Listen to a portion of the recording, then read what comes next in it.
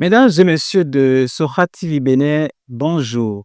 Le 20 février 2025, Yves Kouaro Tchabi vidait ses derniers jours dans un accident de circulation à Parakou.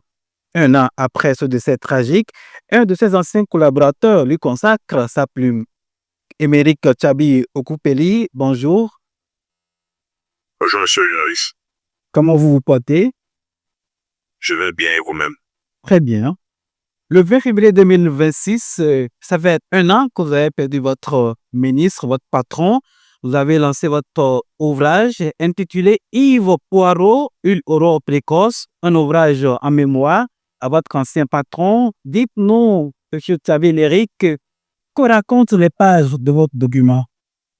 Merci déjà pour l'occasion que vous m'offrez de parler de cette œuvre de mémoire que j'ai lancée récemment en hommage à l'ancien ministre de l'enseignement secondaire technique et de la formation professionnelle, M. Kouaro Yves Tchabi. Il faut dire que j'ai eu l'opportunité ou le privilège de côtoyer l'homme, de le servir, et puis de passer quelques années de collaboration à ses côtés.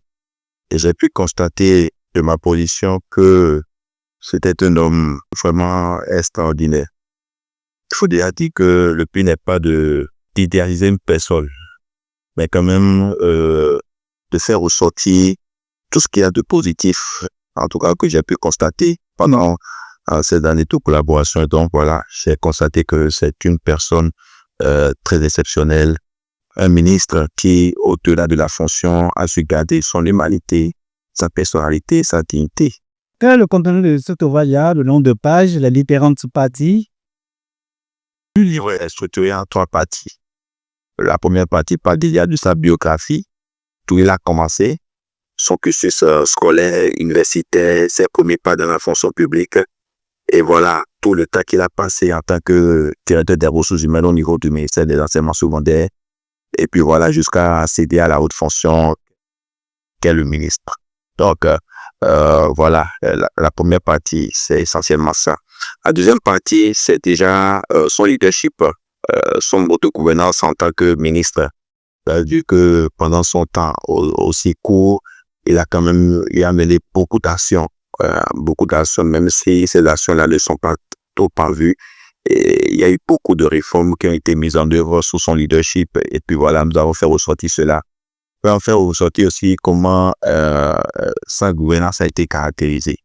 Vous voyez un peu, c'est un ministre qui a su quand même taire toutes les querelles qui existaient au niveau de ce ministère. Vous savez que le ministère des enseignements secondaires est un ministère à gros effectif. Et avec les enseignants, c'est pas toujours facile de pouvoir s'en sortir, mais il a eu quand même la bienveillance de régler tous les problèmes, de calmer les querelles. Et puis voilà, je pense que c'est à son natif, on l'a fait ressortir dans l'ouvrage.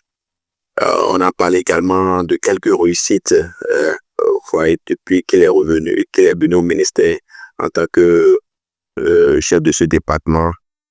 Les résultats de fin d'année au niveau des examens du BPC, du baccalauréat, sont vraiment intéressants. Nous avons parlé de ça. Et puis, dans la troisième partie, nous avons parlé du tragique événement qui est survenu, son accident de circulation.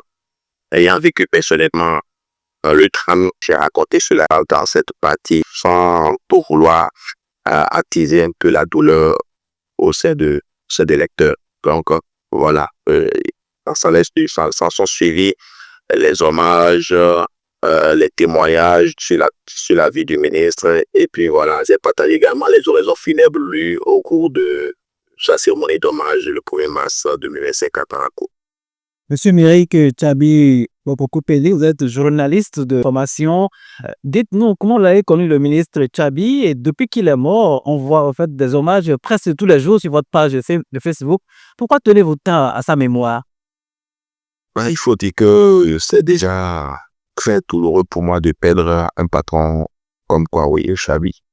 Vous ne pouvez pas imaginer combien le lien qui avait entre nous était très fort. C'est un patron que j'ai connu dans le cadre professionnel, bien avant de me rendre compte que bon voilà, on est liés par les mêmes origines.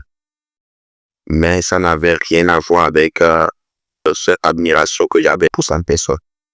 Et donc voilà, c'est quelqu'un que j'ai côtoyé. J'ai compris que en réalité, le pouvoir ne peut pas totalement choisir les gens. C'est vrai que quand certaines personnes détiennent un peu de pouvoir, ils transforment, ils se transforment.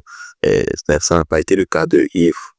C'est un ministre très disponible, très ouvert, très à l'écoute. C'est très rare. Moi, j'ai eu à côtoyer beaucoup de patrons, mais je n'ai pas constaté toutes ces qualités-là.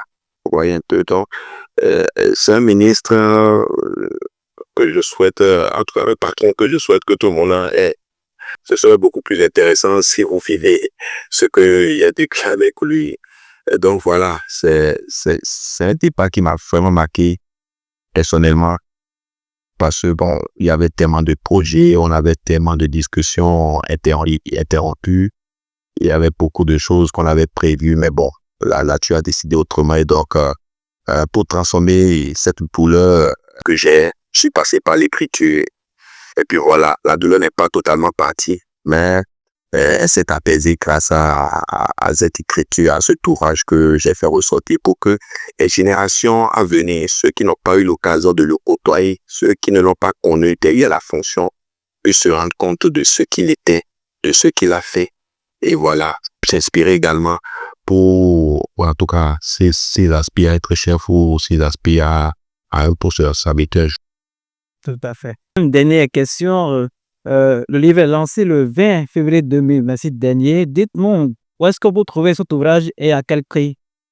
Ok, il faut te dire, je remercie d'ailleurs au passage l'honorable Akin Atondé qui a décidé de préfacer l'ouvrage, de joindre sa plume à cette œuvre de mémoire. Le livre a été lancé le 20 février dernier pour marquer le premier anniversaire du départ de ce Kwaoui Chabi. Et il est disponible désormais dans toutes les librairies spécifiquement, la librairie Rotterdam et voilà, à la librairie Savoir d'Afrique. C'est un peu partout également. Il y a des contacts que ceux qui veulent peuvent contacter pour pouvoir s'en procurer. Il est disponible au prix de 7 000 francs. D'accord. Ainsi se referme cet entretien. Nous vous remercions pour la fidélité. La réalisation a été assurée par Lucie Madodé et Sosten Akpo. Mesdames et messieurs, merci et à très bientôt sur Sora TV.